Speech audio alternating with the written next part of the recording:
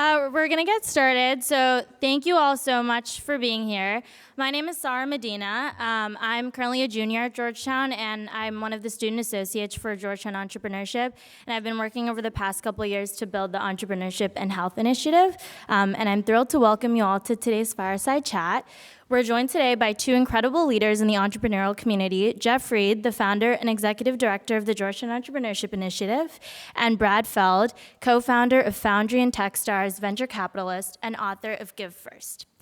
Brad has been an early-stage investor and entrepreneur since 1987, co-founding multiple venture capital firms and startups that helped shape today's innovation landscape. Through his work, writing, speaking, and philanthropy, he's become a leading voice on startup ecosystems and mentorship-driven growth. In a world that often prioritizes transactions over trust, Brad's book, Give First, makes the case for a different kind of success, one built on mentorship, long-term thinking, and generosity without expectation. Drawing on decades of experience as a venture capitalist and startup founder, Brad Feld shares stories and principles that have shaped some of the most impactful companies and ecosystems in tech. Whether you're launching your first venture, advising others, or leading change in complex systems, Give First offers a practical framework for building lasting relationships and resilient communities, starting not with what you'll get, but with what you're willing to give. His insights have influenced founders and investors around the world to create companies and communities rooted in purpose, trust, and common good. So please join me in welcoming Jeff Reed and Brad Feld to the stage for today's conversation.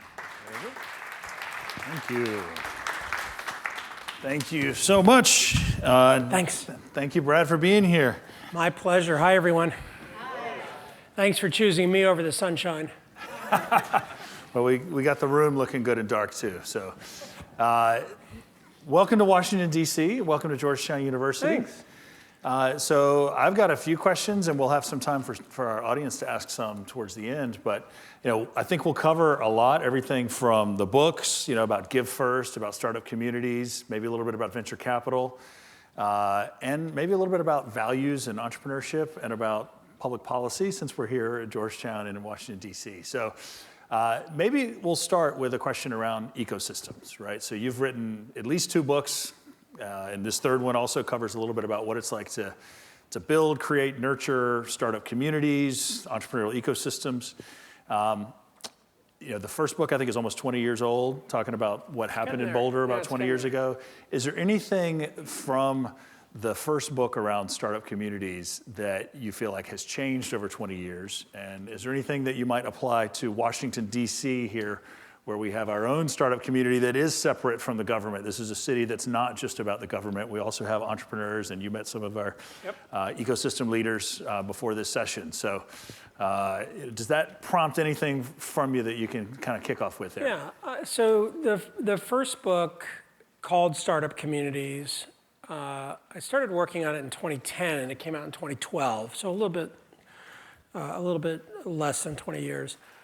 When I reflect on it, there was something in the book that I didn't quite have my mind around at the time I wrote the book, that ended up being better in the second edition. And there were some things in the first book that I punted on. For example, I kind of said about government should just do no harm, right? Hippocratic oath of entrepreneurship. And in the second edition, I did a better job talking about ways that government could engage with startup communities.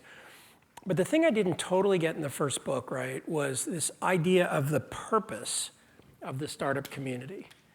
And the result of that was, and then the phrase, worth noting, the phrase startup community did not exist before this book. Nobody referred to these things as startup communities. You'd hear entrepreneurial ecosystem, you heard the word ecosystem a lot. You'd hear like innovation something or other. And what I was trying to do is create a container that was focused on founders. And I wish I had said it more strongly in that book, that the startup community has one goal and one goal only, and that's to help founders succeed. And that's it. The bigger container, so if you think of a startup community as this circle, sort of concentrated core circle, and then a bigger concentric circle that surrounds it, that's the entrepreneurial ecosystem, it has a lot of actors in it. Those actors are institutions. university, government, large companies, investors, law firms, nonprofits supporting entrepreneurship, accelerators, all these things.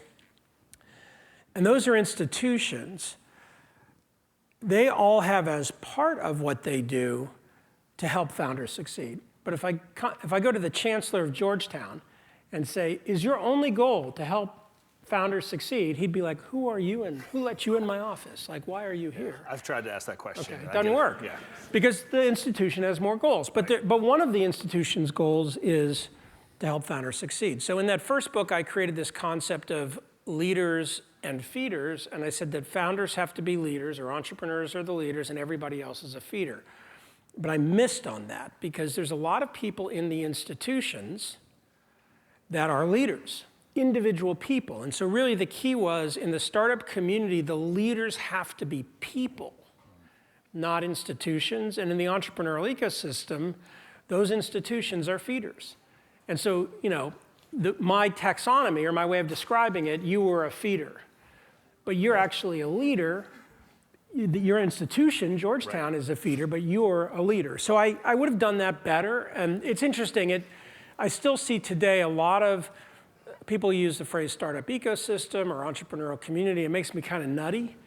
And I, for a while, was saying that there's no such thing. It's a startup community or an entrepreneurial ecosystem. But it's okay, because I think when people are talking about the thing that's mixed, they're really mostly talking about the startup community. Well, and I appreciated the concept of, universities aren't necessarily at the front end of these kind of communities, but how would you define or describe what you think the proper role of universities are in supporting entrepreneurship? Well, so I learned this from my experience in Boulder, and I went to MIT, and I didn't learn this from MIT, and in fact, there's some elements of it that I got from my experience working with MIT after I had graduated. But I think I infected MIT in a good way post learning this from Boulder. A guy named Bill Owlett runs the MIT Entrepreneurship Center. He's a good friend. And I'll just give the simple example. The MIT Entrepreneurship Center initially was in one of the buildings that is Sloan. So it was one of the buildings that's a business school, was where it was. And MIT is a big sort of spread out campus, and the business school is at one end of campus. And my comment to Bill early on was, this is dumb. You need to put this where all the founders are. And yeah, you got some in the business school, but you got them all over campus. So you got to make this a campus-wide thing. You can't make this a business school thing. When I showed up in Boulder in 1995, and CU by then, I think, had a center called the Deming Center for Entrepreneurship that was in the business school, in the Leeds Business School. And it was fine, whatever. It was completely disconnected from what was going on in Boulder. It was this little thing in the corner of the business school that had no interaction with actual entrepreneurship. And yeah, entrepreneurs would come through and give a talk or whatever, but it didn't engage in the practice. What I learned, and through my experience with two guys that I do talk about in that first book, Phil Weiser and Brad Bernthal. Brad is many years a professor at the law school. He's actually leaving the law school to start a company as sort of his next phase of life. He's been tenured for many years, and he just decided he wanted to do something different with the balance of his life. Phil ended up being the dean of the law school, and subsequently came to Washington and was in the Obama White House as part of Office of Science and Technology Policy and National Economic Council. He was one of the architects of the thing, many of you are too young to know this, but you remember Startup America and the Startup America Partnership. And he then went back, and he's currently Attorney General of Colorado, and he's in process of running for governor of Colorado. They were in the law school. The law school is in a different part of campus than the business school. They had a lot of lawyers who were entrepreneurial minded, because it turns out that lawyers actually make pretty good entrepreneurs when they decide to be entrepreneurs. Phil had started a thing called Silicon Flatirons, which was an intersection of technology, policy, and innovation. So there was entrepreneurial activity going in that. And we started talking, and I said, why don't you be the interface with Boulder. I can't get anybody else at CU to give a shit about this and engage with Boulder. And he said, okay, what do I need to do? And I said, well, you have this gigantic, they had a thing called a courtroom. That was the space. It's probably 3 times the size of this. It's a wonderful conference area. I said, just open it up. I'll tell you what, I'll provide the food. And just, once a month, have a meetup here or something. Just like get students and founders together doing stuff. And that started like around 2006 or 7. And it's still going today, and it's mind-blowing. And like just that linkage between the university, all of a sudden, other people in the campus outside the business school suddenly wanted to be involved. And so you had people from the music department, professors from the music department coming and being involved. You had some people from engineering coming. There's a huge amount of, at CU research around quantum. We have 3 Nobel Prize winners at CU in quantum physics. All of a sudden, a lot of the students that were interested in doing something with quantum were starting to aggregate around this group. So it just made a connection. And the key was the linkage between students and the university as a convening and the startup community as being a wrapper around that versus 2 parallel universes. One other thing that's really powerful that Phil did was throughout the law school, he decided to get entrepreneurial thinking into the syllabus. And they did a program between the law school and the business school around entrepreneurial thinking for all students. So anybody who went through an undergraduate in the business school MBA program or a JD program ended up in a seminar that was about entrepreneurial thinking. And we never really were able to get it across campus. But we did get it in lots of other parts of campus. So lots of other departments would start to do stuff around it. So, when you're 17, 18, 19, 20 years old, to get exposed to a different way of thinking than the typical business, hierarchical, get a job, work in a professional area. That's another thing I think that universities can do in a unique way that's proactive across the system. When you have a place like MIT or Stanford where it's just wired into the culture of the place because so many companies have been created, it's different than the other 95% of universities where you have to thread it through. But you have a chance to change thinking and change people's approach. And it's not that entrepreneurship is for everyone, but even if you're thinking about your own individual career in whatever you're doing, having that entrepreneurial thinking in whatever you're doing is really helpful. Well, it's a core part of our mission. We actually believe every student should develop an entrepreneurial mindset. And so it's similar to what you're saying, that entrepreneurial thinking doesn't mean everybody's going to go found a company necessarily, but in a world full of disruption and change, that's the skill set that's going to be most valuable. You have to have it, yep. All right, so we talked about the roles of universities a little bit. Let's talk about government. Welcome to Washington. I hear things are going really well here right now. Oh yeah. Yeah, don't blame us. Is there should I be paranoid? Is there like recordings? Oh wait, there's being recorded? Yeah. Be careful what I say. You never know. But you have played a role in being a voice for entrepreneurs for government, right? One reason you're here today is because John Deary with the Center for American Entrepreneurship. Where's John? I want to give a shout out. This is an organization that is a voice for entrepreneurs to Congress, and we appreciate John's work there. And so for those who may not understand, kind of what do you feel like the role of policymakers is in supporting entrepreneurs? So I'm going to say this generally rather than in the context of a lot of the dynamics that are going on currently, many of which I would suggest are very murky around the dynamics of what's actually helpful for early stage founders. If you go back in history, the first time the US government used the word entrepreneurship from the White House was in the Obama administration, and it was with the launch of Startup America Partnership. And that was, the chair of that was Steve Case.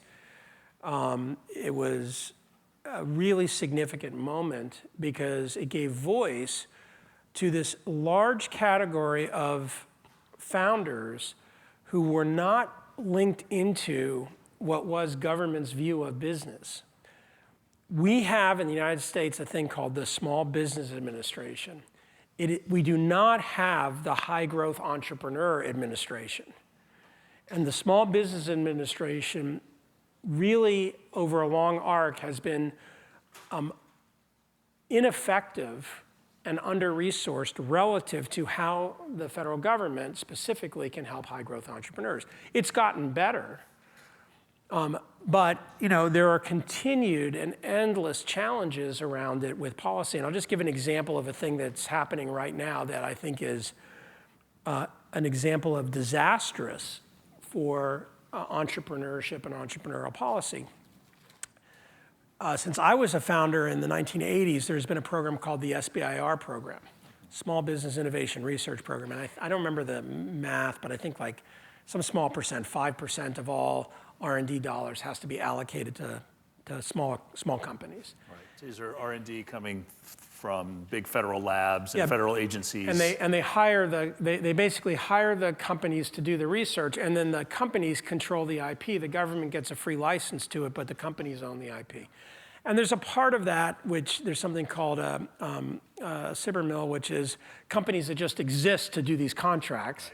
But there's a lot of companies that are startups that benefit, that do this kind of research. Until about 10 years ago, and John would know specifically, startups and venture-backed companies could not do SBIR grants because of the regulatory dynamic. That got changed. That was good. That program is now on hold because it didn't get renewed.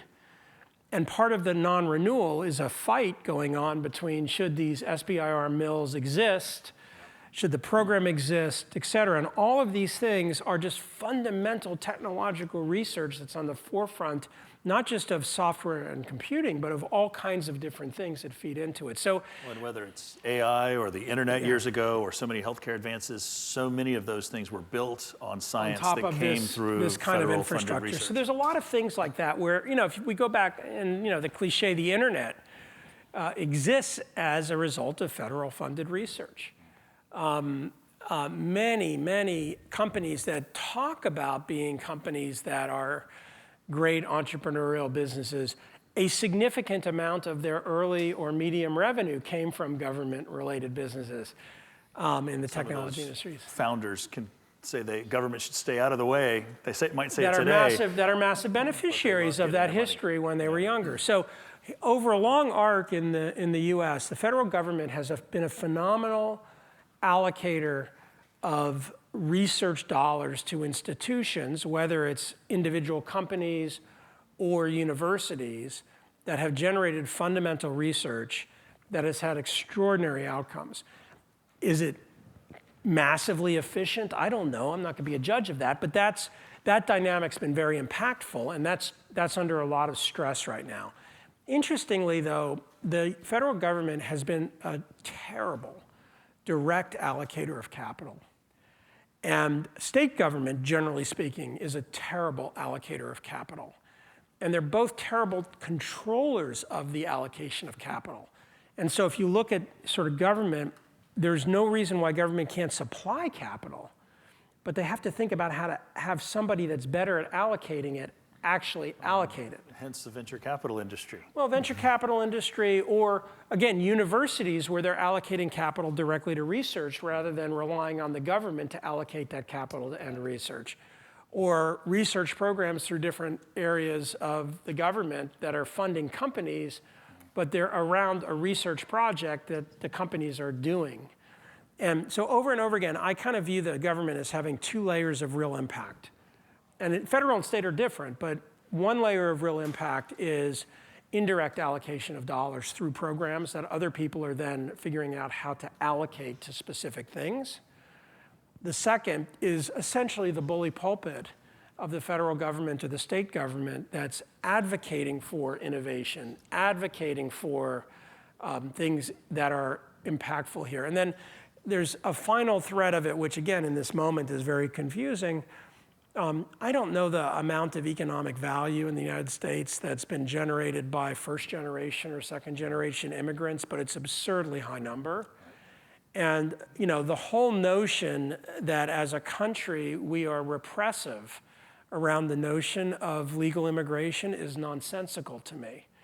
Not just from a value system perspective, but also from the perspective of self-interest for our country. Like, why would you want the smartest people in the world to want to go somewhere else instead of want to come here? And build their businesses here. I just don't get it. We have some entrepreneurs in the room, some students who, and I know of at least one entrepreneur who would love to stay here and continue to build his business and has to fight the visa process to be able to do that. Yeah. For those if anybody's in that situation, I'm on the board of a company in Seattle called Boundless. It's boundless.com. That's now becoming it's become a pretty large company. That's a company that helps with different visa pathways. And they've taken a tech-forward approach. They're about a 10-year-old company, and they've now been through Obama, Trump, Biden, Trump again. And every election, we think, oh, we're going to finally get some tailwinds. And every election, we get headwinds. But it's built a really significant business because the founder, Xiao, who's a first-generation American, he is obsessed, and this comes back to the power of founders, he's obsessed with this idea of making it easy for anybody, as easy as you can make it for anybody that wants to be legally an immigrant into the United States to do that.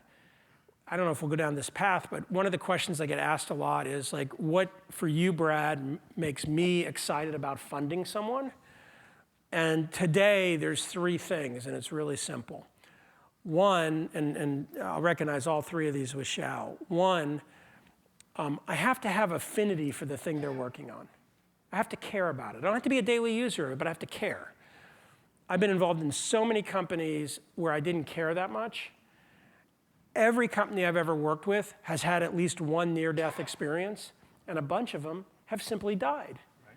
But all of the really successful ones, at least one near-death experience. If you don't care about the thing you're working on and it's having a near-death experience, it's really hard to keep your head in it.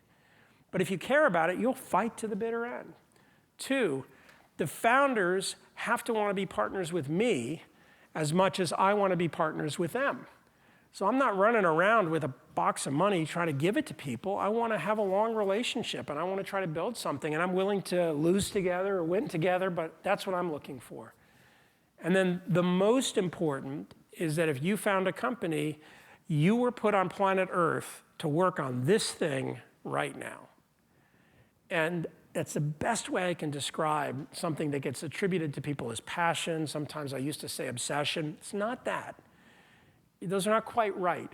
It's like, this is your purpose now to build this thing where it didn't exist before. And if you don't have that as a founder, keep looking for it and find it. See previous comment about when things get really hard. If this is the thing you were put on earth to build, you will fight through it. And I say at this point in time, not necessarily for your whole life. Most founders have multiple companies. There are very, very few founders that go from first company early to death, same company. It happens, but it's not that common anymore. Well, and we often talk about this in the context of Jesuit values, and sometimes we'll say a phrase like, what is your calling? And that's may a great be phrase. Solving a problem. It's often something the individual feels so strongly about that they just have to go This do has- it. this have to has go to solve happen. that problem. Well, another part of our Jesuit values here is how entrepreneurs make a difference in the world, right? We talk about entrepreneurship for the common good. And I think that can tie in with the book, right? You're around Give First. And this idea of common good and entrepreneurship, like Give First, is not necessarily altruism. So maybe you can describe why you came up with this concept of Give First and what it means. Let me define Give First so everybody has it. Give First is that you're willing to put energy into a system without knowing what you're going to get back. It's not altruism. You expect to get something back. You just don't know when, from whom, over what time period, in what form, and in what consideration. And for me, if you end up reading the book, when I reflect back on my own experience going back to a founder in the 1980s, this has colored my value system, and it's a long arc of where it came from, but it was an interesting experience at some point along the way, both as I had higher profile and became more well-known, to try to figure out how to navigate a value system for me that was important, or a value for me that was important, which was being accessible with the increasing demands that were coming from everywhere. It got to a point in Colorado, again, I moved there in 95, probably by about 2003, 2004, anyone who was coming through Colorado who had anything to do with entrepreneurship in any way would end up in my inbox, because my email is very easy. It was, and still is, brad@feld.com, and I give it out in big rooms on recorded things, and it's everywhere. Do you have anybody that sorts that for you? No, or is it all I still answer you? all my email. No? I've never had, well, this is the key part of it. I don't have a gatekeeper. I don't have an intermediary. Again, I want it to be responsive. And so I had to come up with ways with this to be responsive when everyone that would come through, I'm coming for my best friend's daughter's friend's wedding. Can you get together for coffee on Monday? I'm happen to be in Denver for some random thing. Can you get together for coffee? If all I ever did was say yes to all that stuff, which is my inclination, all I'd ever do is have coffee and go to the bathroom, right? So I came up with different mechanisms for it, but it comes back to this dynamic of, through that, so many amazing things came out of those experiences. That's how Techstars got created, It's right? an example of how Techstars got created, that I realized that was kind of a fundamental part of my frame of reference. Give First has three really important words that are linked to it.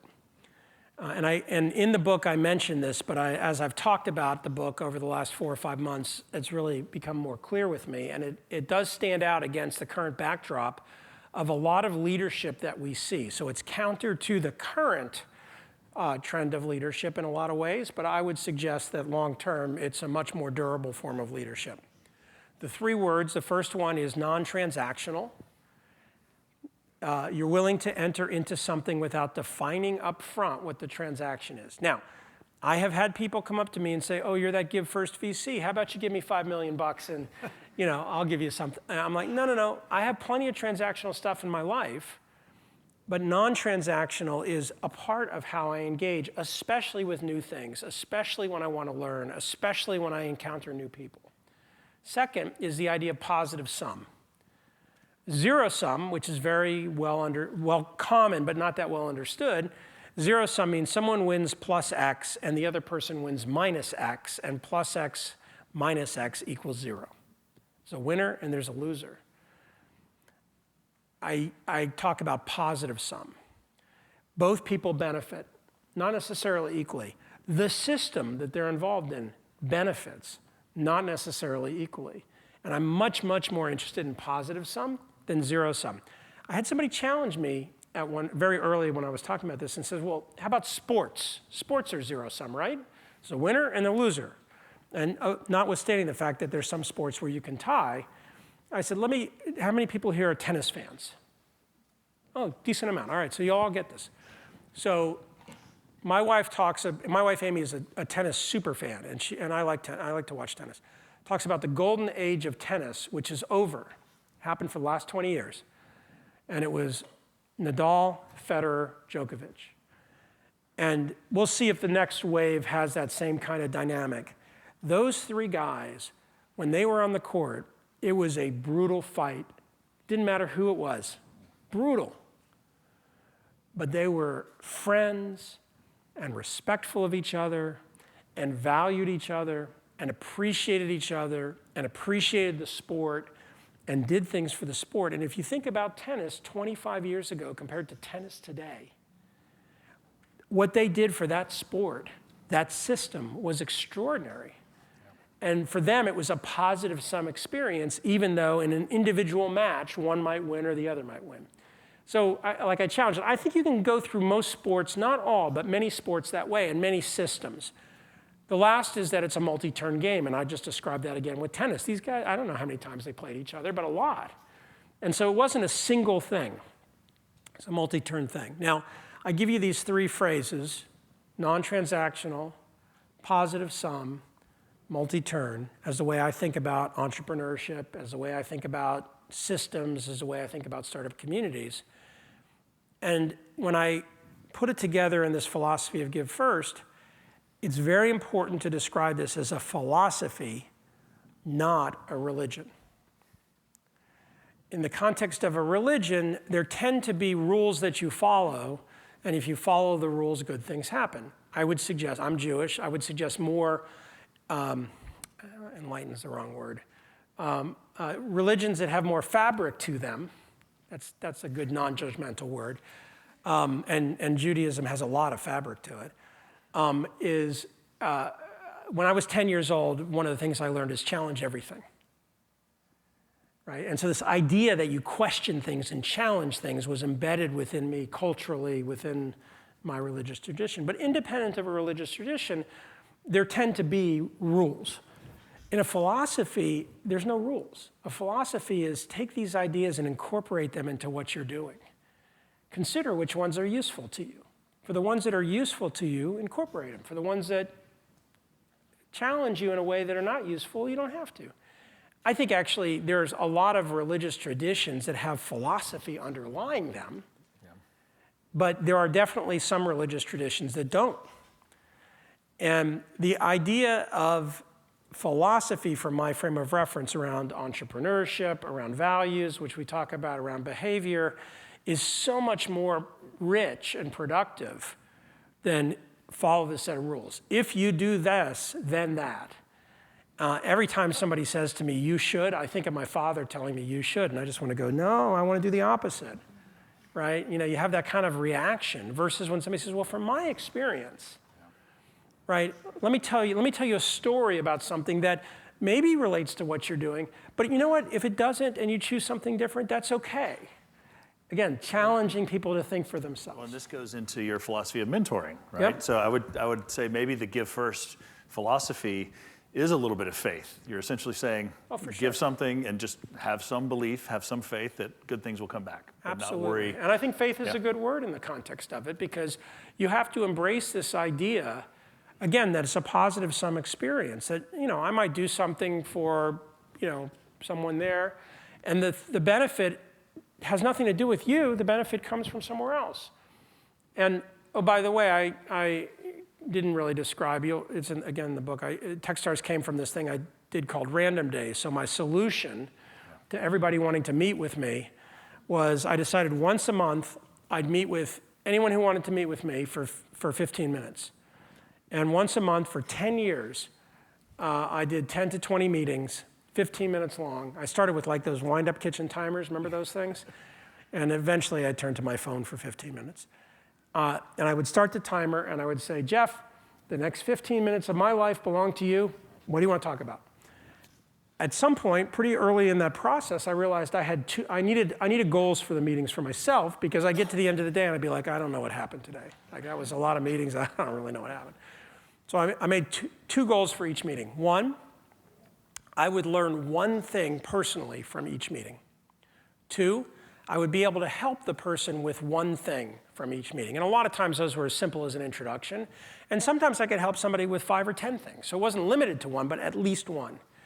And all of a sudden, it caused 2 things to happen that I didn't expect that are good examples of give first. One was people started talking about these random day meetings in the community. And some people realized they didn't need a random day meeting because they could just send me an email and I would be responsive to the email. And so instead of saying, hey, let's get together with coffee, which often means I have no idea what I want to talk to you about. I feel you're an important person and I want to get to know you and I want to be in your email and I want to be able to reach you, that it got known that I was willing to do that. The other, which was totally surprising to me, was I got better at listening. If you have to listen to 15 different people for 15 minutes and try to learn one thing and try to make at least one thing that's helpful, you listen differently. Might require a lot of coffee. Or Diet Coke.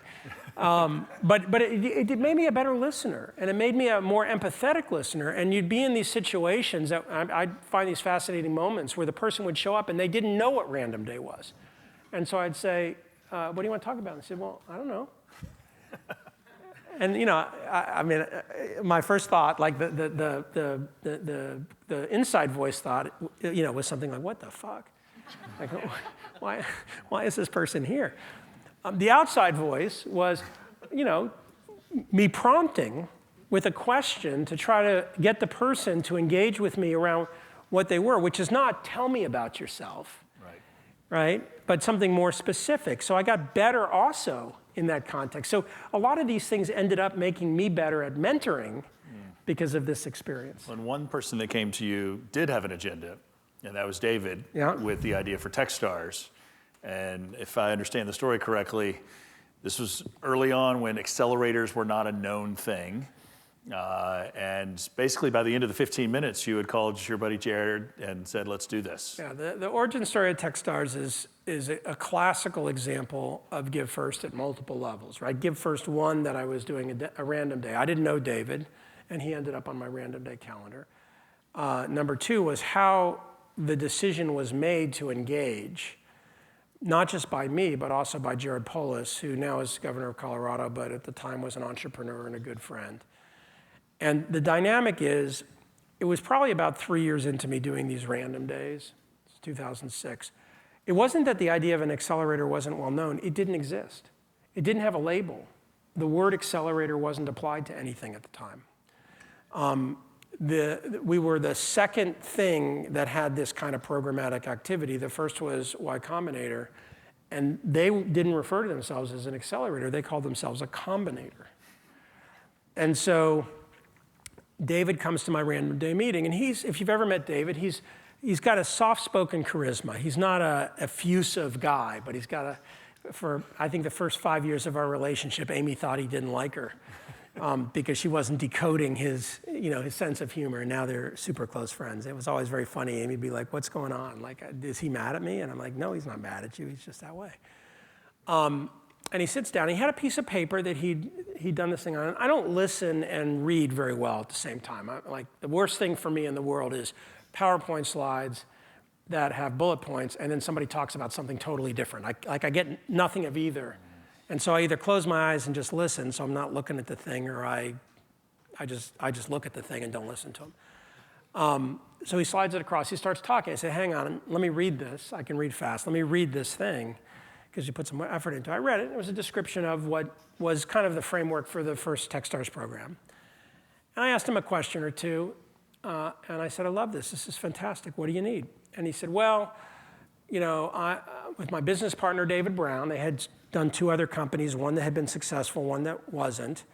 We want to do this. I'm really unhappy with angel investing. I'm not having fun doing it. I think it'll be a different way to do it. It's more exciting from my frame of reference.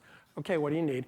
He says, well, we need a little bit of money, and the numbers were pretty modest in the grand scheme of things. I said, okay, well, tell me what you're thinking. He says, well, I'm going to put in $80,000, and David's going to put in $50,000, and we kind of want somebody else to come in with us because we don't want to do it by ourselves. How much do you need? We need, $200,000, $250,000 to run the first program. Why? $20,000 a company times 10, $200,000, and then a little bit of expenses. And I said, all right, I'm good for $50,000 as long as you're not a flake or a crook, and I can figure that out with a couple of emails. And he had a good poker face. He didn't be like, woohoo, he's like, cool. And I said, hang on a sec. And we're about minute 5. I walked out of the room, which was. So minute 5, you were already sold. I was sold, which is how a lot of, again, I 3 things, right? Was he put on planet Earth to do this? Does he want me to be his partner? Do I have affinity for this? Well, I had affinity for it. It was pretty clear that this was the thing he wanted to do right now. Yeah. And, I would find out pretty quickly whether he wanted to be real partners or not. That was easy. I went into my office, which was across from where the conference room was that we're talking, and I called up Jared Polis, and he answered. And I said, hey, Jared, it's Brad. Hey, Brad. I said, I'm about to invest in this. I'm about to put $50,000 into this thing called Techstars. Can I tell you about it to see if you're interested? And Jared's response was, I'm in. What is it? I told him for a minute or two, and he's like, that sounds great. Let's do it. And I walked back in the room. I said, Jared Polis is in. For the other 50, we're done. Let's go get this thing started. So that was the origin story. But again, that random meeting, maybe we would have connected eventually. And it wasn't that I was vetting the random meetings. I was just available. Yeah.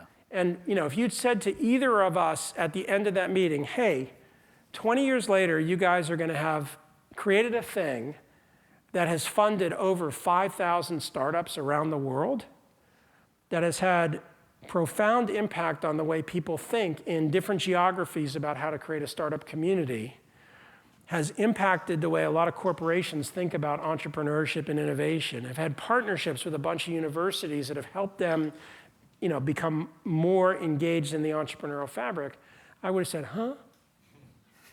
Right? I mean, we didn't know if it was a good idea or not. It was just an experiment. We had 10 companies, and at the end of year one, we had a bunch of people, probably about 20 different people, organizations from around the world, not just the US, came and said, we want to do Techstars our place.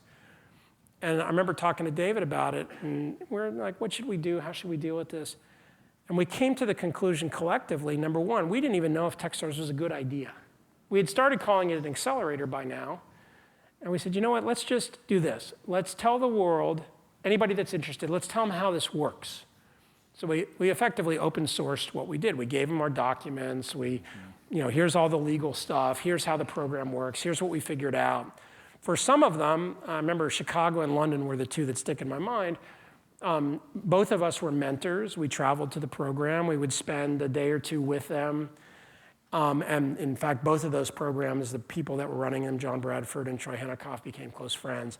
And then the next year, David decided he was going to create this thing that ended up being called the Global Accelerator Network, which was now a collection of anybody that was trying to start an accelerator.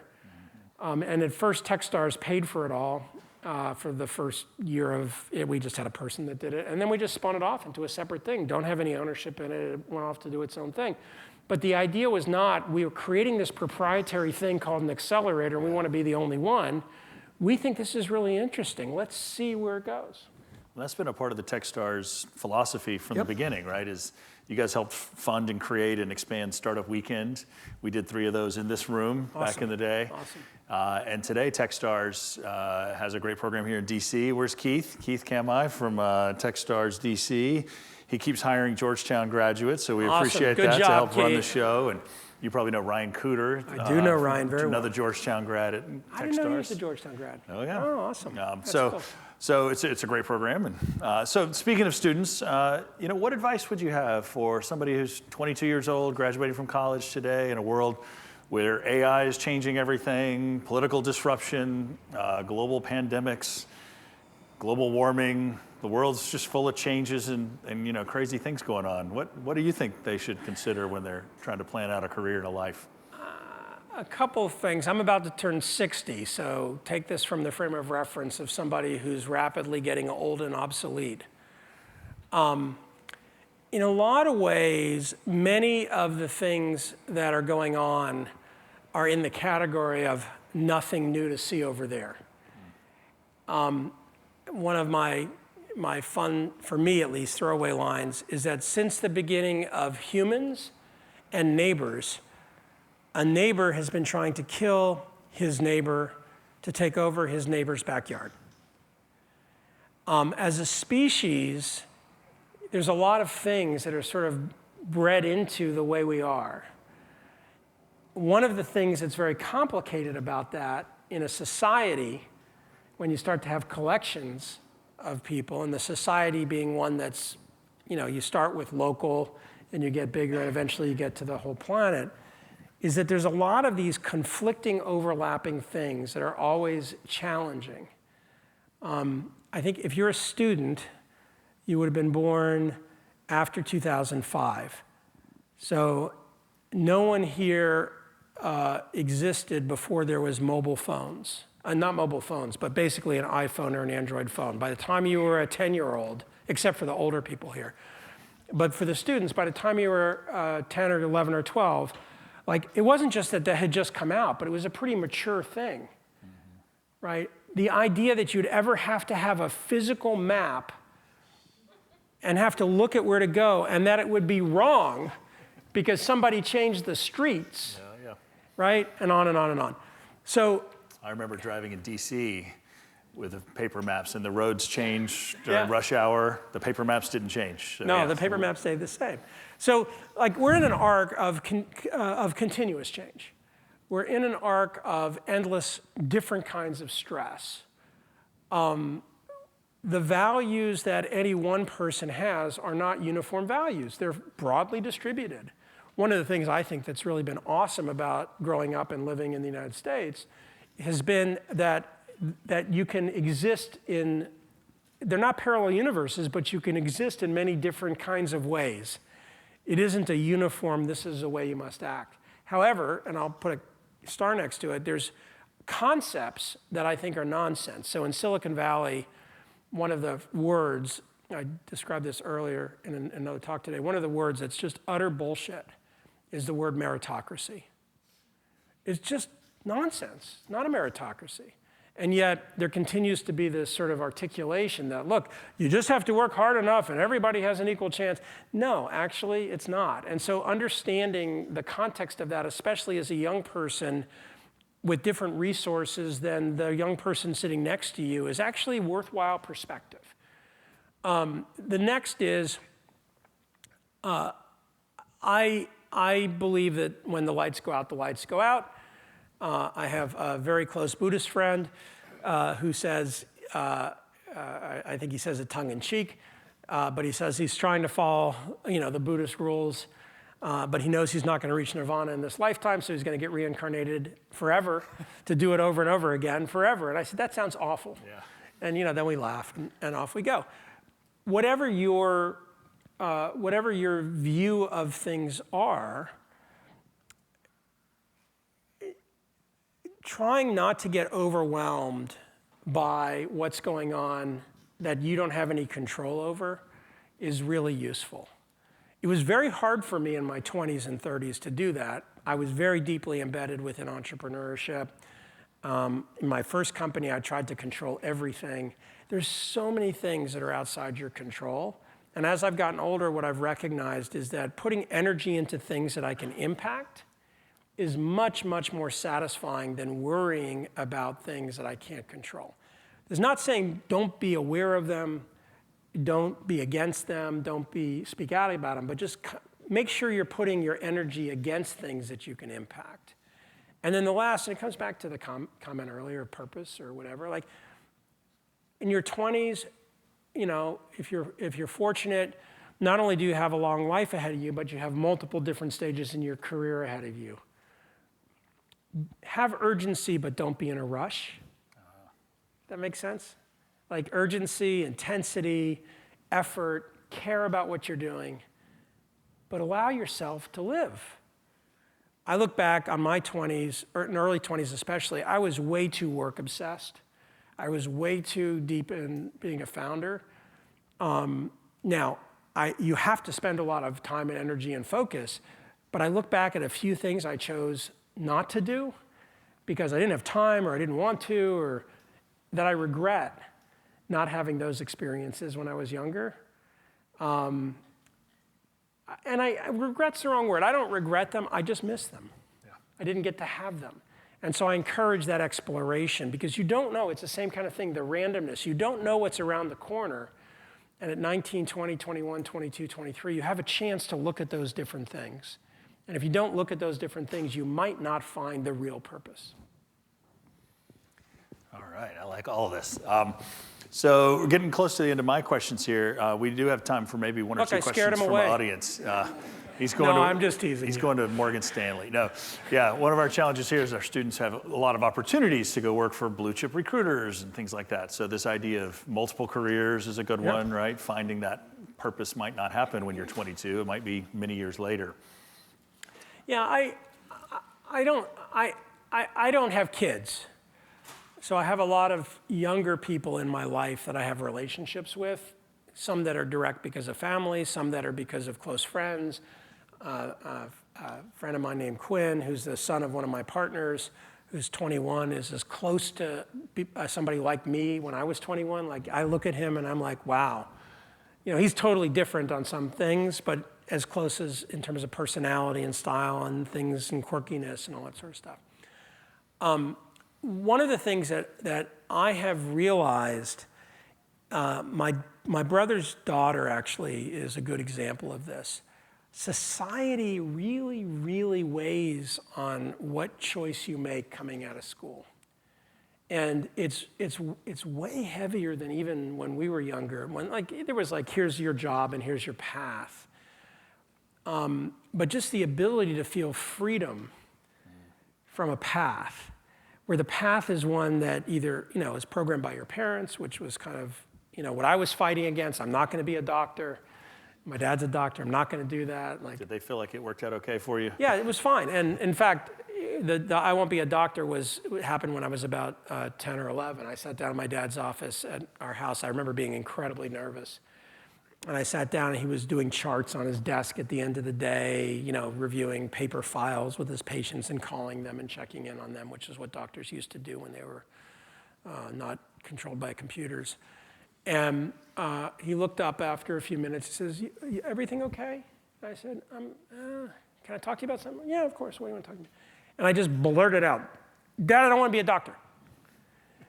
And he looked at me and he said, Brad, my father said to me, Stanley, you can be anything you want as long as you're a doctor. Good Jewish grandfather kind of language, right? I can totally see my dad saying that to him. My dad said to me, Brad, you can be anything you want. You can do anything you want. Don't have to be a doctor.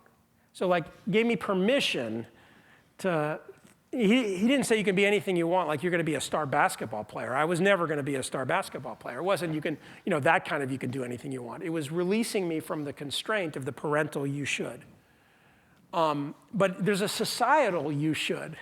And I think one of the things that's so powerful about entrepreneurs is that entrepreneurs are constantly challenging the societal you should. I think that's really healthy for society. It doesn't mean everybody should do that, but it's something that if you can embrace that even as you're exploring, instead of being programmed by society, explore for what you want. Try to figure out what that real reason is. We're kind of saying the same thing I said a few minutes ago, but it's where I'd land with that. All right, well, I'll close up here, and I think we'll just do questions more individually. Right. You'll stick around for a few minutes. We do have some refreshments, basically founded or Georgetown-founded companies, whether it's McKinsey Loy's business called Homemade in DC, Georgetown founders, Dinah Trout, the founder of Health Aid Kombucha, Bill Creelman, founder of Spindrift. Was good. Was that the stuff I was drinking? Oh, yeah. Yeah, that was good. These are all Georgetown brands. And so Spindrift is a Georgetown brand, man. It is. Whoever made that, what's his name? Bill Creelman. Bill, I curse your name, man. I have spent so much money on that shit. It's doing well. So we've got some refreshments for those who stick around, and I do want to give another shout out for John Deary, the Center for American Entrepreneurship, for helping put all this together, and for your work supporting entrepreneurs all year round. Thank you to our friends from other universities and local accelerators and investors and people in our startup ecosystem who've come out here for this. Speaking of the DC startup ecosystem, next week is DC Startup and Tech Week. So there's a whole week of events. That's a good one. We just had Denver Startup Week, and I love Startup Weeks. Yeah, it's a great chance. If you liked any of this, we'll have a lot of great entrepreneurs out next week. And it is show up, be curious, ask questions. You never know who you might meet randomly, and do all that. And thank you for the work you've been doing for so many years, supporting entrepreneurs, supporting the entrepreneurial ecosystems, helping us describe things in ways, whether it's how to be a good mentor or how to build a startup community, or all of that. So please join me in thanking Brad Feld for his time here with us today.